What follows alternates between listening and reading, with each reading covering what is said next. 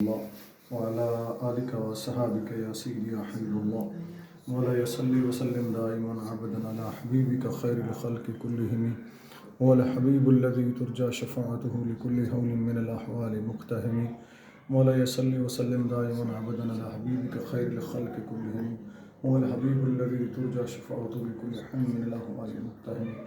یہ دیکھیں گے، یہ سرکار دو عالم صلی اللہ علیہ وسلم کا موئے مبارک ہے اور قصیدہ بردہ شریف پڑھا۔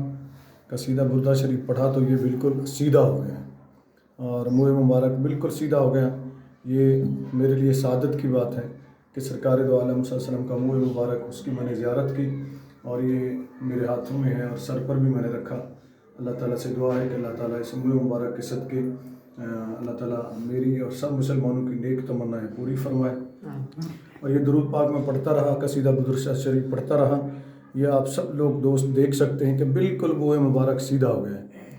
موئے مبارک جو پہلے بیٹھا ہوا تھا نیچے، اب بالکل موئے مبارک سیدھا ہو گیا ہے۔ یہ اس وقت میرے ساتھ میرا چھوٹا بیٹا محمد فواد ہیں، یہ بھی ساتھ ہیں، اور ان کے ساتھ ان کے بڑے بھائی میرے بڑے بیٹے مفتی محمد جواد چشتی صاحب، یہ بھی میرے ساتھ ہیں، اور ہم سب نے مل کر درود پاک پڑھا اور درود شریف پڑھتے ہوئے جب قصیدہ بردہ شریف پڑھا تو یہ موئے مبارک بالکل کھڑا ہو گیا۔